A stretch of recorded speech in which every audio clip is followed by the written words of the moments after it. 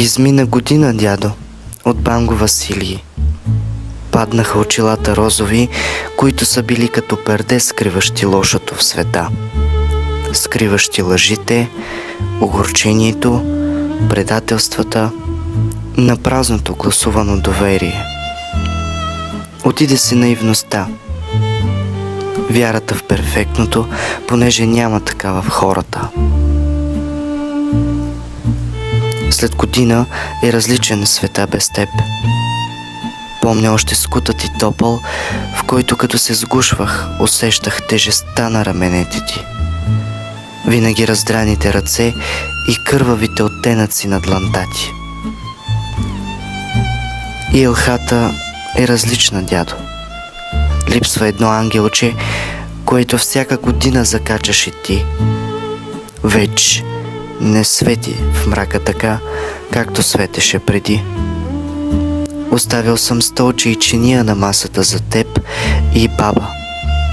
Сложил съм от любимата напитка и макар със свит корем, отново вдигаме на здравица.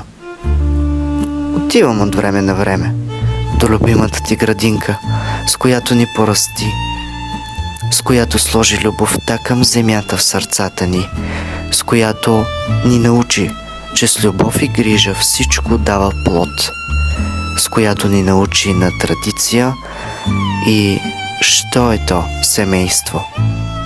Трудът от ръцете човешки, които създали мъж и жена в божествен съюз. Искаше ми се някои неща да не се бяха случвали, но ето, че съм тук. Такъв, какъвто ме искаше да бъда. Такъв, какъвто ме възпита и отдаде себе си за мен.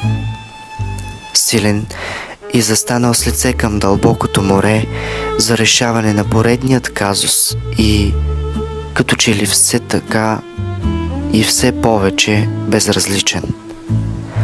Уморен да превеждам душата си, отново гледам към теб, единствената звезда на небосвода, и си мисля как ме виждаш ти. Дали чуваш мечтите ми и дали зърваш красотата, която желая.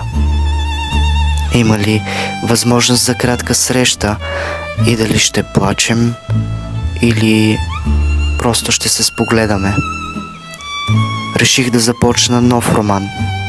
Ще чертая само това, което искам да бъда, а не това, което ме принуждава да бъда светът. Искам егото ми да слезе на колене пред мен и да се извини, че ме е залъгвал. Искам любовта да ме хване за ръка и да бъдем сами. Искам здравето да сложи нови ръкавици и да прегледа душата ми млада.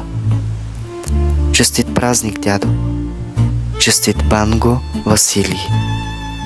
Чакай ме тук и следващата година. До скоро!